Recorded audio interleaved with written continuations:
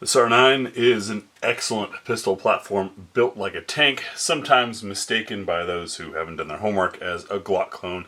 It is not. Construction is actually quite different, and initial testing for it, spectacular, exceeding 50,000 rounds of NATO ammunition. I wrote a 6-page article about this back in 2021 to explain. In 2023, we got the Gen 3. Gen 2 never came to the US, featuring both some stylistic and some much needed for the US market upgrades. Also an awesome gun. Been one of my favorites, though the trigger and initial handling makes it feel like it might be a little bit heavy and not great. Once you're on the range, it's awesome. Then at SHOT Show 2024, I gave you guys some coverage of some updates from SAR USA, including the subcompact.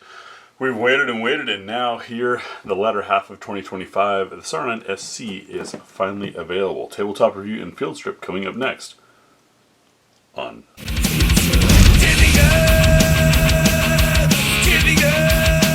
We'll show you what's in the box. We'll flip through the manual. We'll do the fit, finish, and features, do some talk about the trigger, show you how to field strip it, and then explain what will be in the range video, all coming up next in this. So I'm excited to see this, even though I, like many large-handed people, I'm kind of tired of the smaller guns.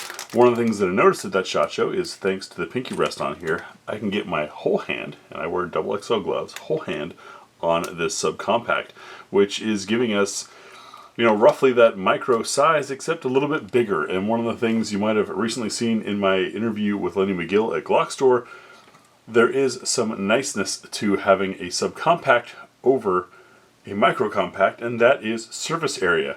The broader the gun is, the more area you have to distribute recoil in the hand. Also, the more area you have to get hand on the gun, meaning better traction, potentially leaving you some room for some support hand. And just to verify for you, since I know it can be difficult to see scale on camera, that this is indeed a subcompact and not a micro compact, I'll take the magazine right out of the SAR9C and insert it into the SC. That's awesome because it means I've got more mags for it, but one thing to keep in mind with all guns, I know it got ignored for many years, but it's still a risk. Whenever you have a magazine like this that is extending longer than the grip, meaning that there's no physical stop happening down here, you run the risk of over-insertion, jamming a magazine in, potentially damaging the magazine or the internals of the gun. So always just insert to the click and let it be. Don't do the tactical smack on the bottom of the mag. So in the box we've got our pistol. We have, of course, our federally mandated lock, a decent looking Sarcel Miles branded holster, which is really nice to have included. Some entertaining swag. I love this. You guys probably saw this on my Instagram. Shoot more, scroll less. Big supporter of that. Got a guy on the couch.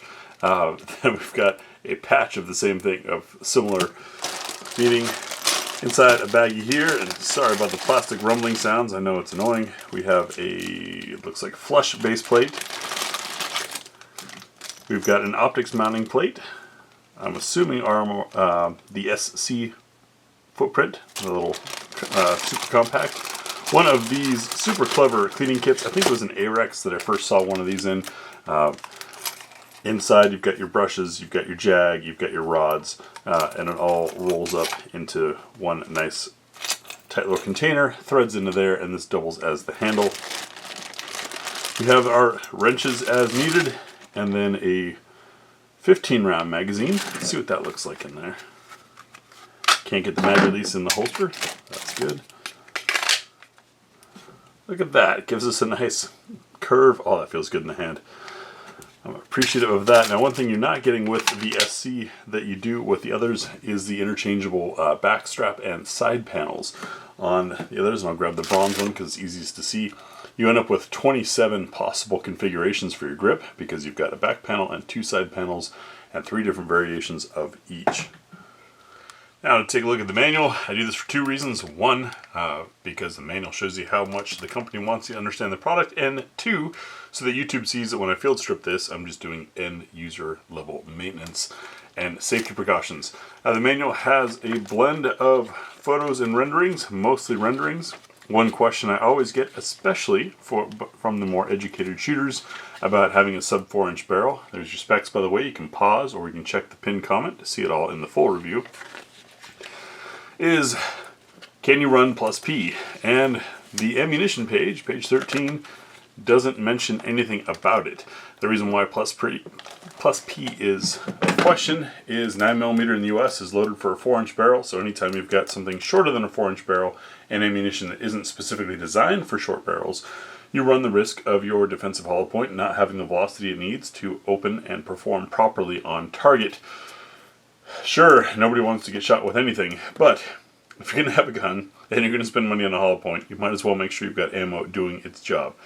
I can say, however, from my research from the original SAR9, that since these were originally designed around NATO ammunition, probably not going to have a problem with plus P.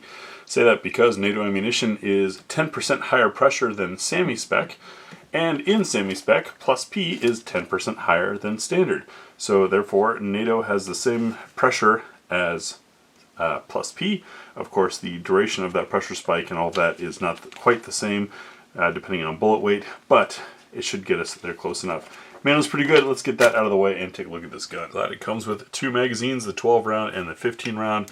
12 rounder, get my whole hand on it, which is great. The 15 rounder, which interestingly enough has the witness windows on the back, whereas the 12 only has it on the side, right side of all places. Appears to come from the compact and gives us a fuller grip with a slightly more curve down here at the bottom than we got on the compact model. Starting with our slide lock to the rear, showing clear. Do we get magazine release or ejection? A little bit of ejection even with this heavier 15 rounder as with the 12. Yes, you can see we've got a kick there. I appreciate that as a means of helping get stuck around the magazines out. As you can see, we've got the same essential upgrades that happen on the Gen 3 as far as slide cuts, styling, optics readiness, and the use of night sights, which is nice. Added value coming on the gun. Starting up front, we have a little bit of a bowl cut to aid in reholstering. Also very nice that it comes with a holster. We also have a target crown. The crown is the rifling being recessed from the edge of the barrel. This one isn't the stylized, cool, curvy kind, but it's just stepped back a bit. That helps protect the rifling in case the gun is dropped on the muzzle so that you don't foul up the rifling and ruin the flight path of the bullet. We have a single rail slot. It appears to be a little bit shallow. Let me grab some stuff and see what mounts on there. Just in taking a quick look with these 3 SIG Foxtrots, the 1X, the 2, and the 2R, all of which are adjustable for where the rail can be. They would need adjusting prior to fitting on here properly, but they fit in the pick slot there. Fine. This one needs to come back a little bit or go forward. This obviously would need to come back quite a bit, but it does fit and hold on there, so once that was adjusted, that would fit. I grabbed these SIG lights because of their compact form factor, which would work with a small gun like this. Speaking of small, the gun is in fact a little bit slimmer than the compact model. You can see the slide is a little bit thinner. It's most evident by the way the extractor extends a little bit more from the body of the slide than it does on the compact. And then, of course, since we don't have the interchangeable back straps and side panels, that allows the frame itself to be thinner. Continuing our tour around the gun, you can see we've got texture added along the side here, nice for memory points, and a little bit of traction for support thumb. I might still just dig my thumb into the rail slot there, as I tend to do.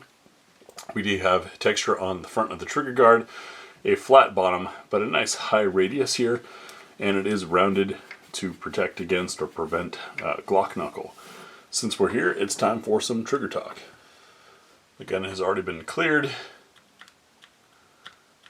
Quite a weighted pre-travel to a wall and a heavy brake. This trigger feels notably heavier than on my other 2 SARs. However, either that's because the gun is new or done deliberately, but it's still very clean. Good brake there, and the reset is forcible. It's really pushing the finger forward. So this is, I think, an appropriate trigger for carry.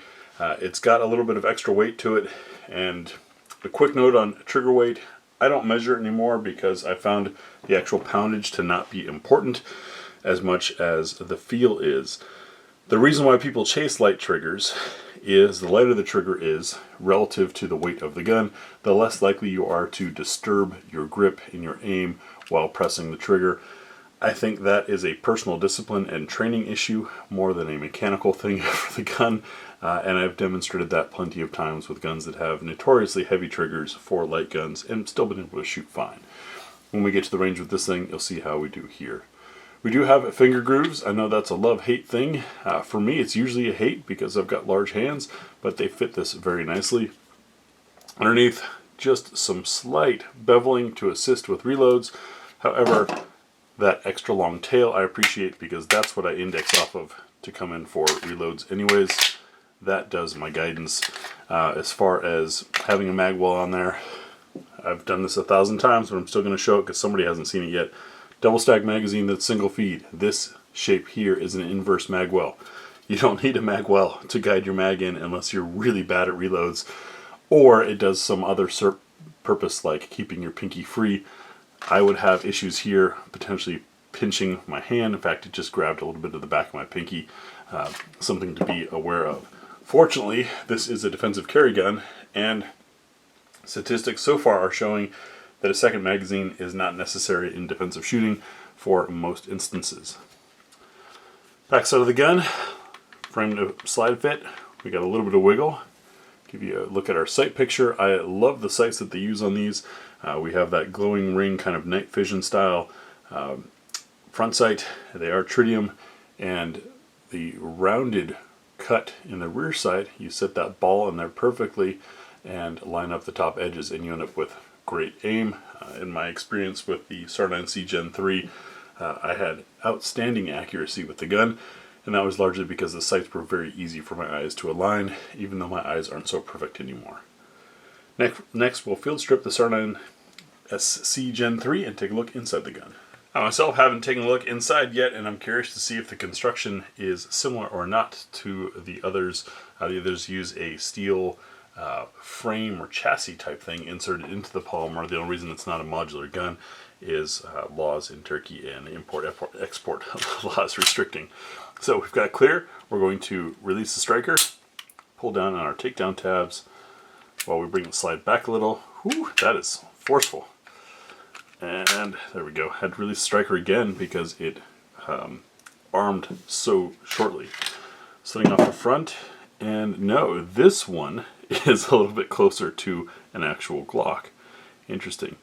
You can see we've got a little bit of the break-in lube there. I might apply some dabs of oil just to be nice to the gun. But that gives us a look inside the frame. In our slide, we do have a dual spring captured recoil assembly, which I like. Those tend to make it a little bit easier to rack and also reduce recoil a bit. We'll tap down on our barrel, Browning action, bring it forward a bit to bring it out, and that gives us a look inside of the slide. A little bit of condensation, otherwise very clean, and that ramping style drop safety, otherwise simply made. And now we'll take a look at chamber fit. Do have nicely polished feed ramp there and a little bit of chamfering around the edges to guide errant rounds. I'll be checking chamber fitment with a piece of Liberty Ammunition Civil Defense. This is nickel plated for corrosion resistance for a round that I'm going to handle a lot. It also helps reduce friction. Drop it and listen for a plunk, like that. See if you can turn freely to check for burrs. Turns very nicely. And then looking to see if this chamber is fully supported or not. That is any brass down the shoulder that's sticking out. We can see that it's pretty darn close to a fully supported chamber, which makes sense for a gun meant to handle higher pressure ammunition. That's an important feature to have. Should you have a case rupture, helps keep all of the pressure venting out the front of the barrel and not back into your hand and into the gun. Now I'll reassemble this, simply reversing the disassembly, and tell you about what you'll see in the range video. You'll see my absolute first shots of the gun. Let me get a dab of oil on here. I said I would do it. I should do it. Absolute first shots through the gun. No warm-up, no practice. That's right, I don't do highlight reels. I don't do fail reels. I give you real reports of how the gun performs. Then we'll do full magazine plus one, see how the gun runs fully stuffed. It is a rather stiff spring, so that might be interesting. Then take it to the trademark What's for Dinner table to see what the gun eats by running 10 additional loads through the gun. Do sights and trigger control on a 6-inch spinner from about 13 yards, then give you practical accuracy on a 1-inch square from 7 yards before giving you my concluding thoughts. As always, full specs, details, where to find these things, what they cost, etc. is in the pinned comment, and that's over on my website, where things are published well in advance of them being published here on YouTube or Rumble. Thanks for watching. I'm looking forward to getting out to the range with this thing.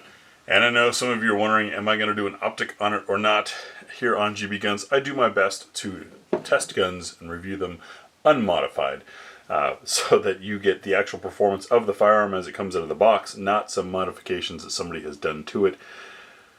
That said, optics can cause issues, especially on stiff spring guns with weak American ammo, where the ejection brings it up, it bounces off the optic and right back into the ejection port. I've seen this many times on channels and then blame the gun.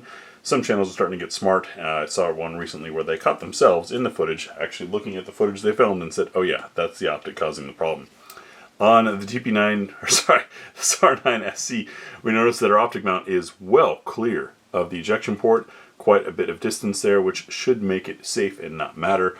As far as optic options, I've picked up 2 more O sights. Got the K and the SC, an enclosed and a not enclosed, because, well, I've been really happy with them. They're very affordable, and so far, no problems with them. You guys have seen these. Some of you were smart enough to jump on early enough when these were doing a sale over on my website. I do not sell these YouTube. I'm just referring to them. No, I'm not a shill or paid or anything like that by O-Sight. I'm just impressed with the quality and value that so far I've experienced out of these. In fact, I was recently swung by an event where they had one mounted through over 5,000 rounds of use over the course of 5 days. No shift in zero, no breakage, no dead battery, anything. The optic just kept on going. So it'll probably be one of these two. I'm tempted to throw it on ahead of time, but these sights are so darn good. But my eyes aren't perfect anymore. It's a conundrum. I'm sure you guys can relate. Thanks for watching.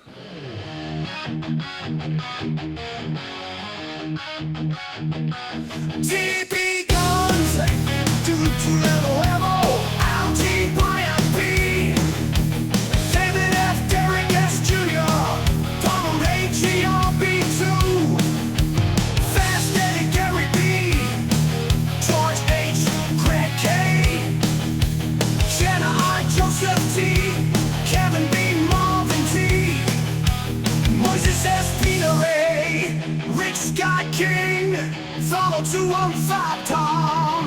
Thanks for the tip level, Alan B. Bristol County Jail. Christopher J. Clinton Cubby Bear, David G. David P. Ed C. Farhan N. DS76 Gort, Glyphons 3JS, Justin H. Lee H. Michael W. Mr. Doodle Pump, Ohio Crumple Red Sky, Robert E.B. Suits Hut, Summer G. Tap to Johnny, Uncle Lindsay Waha.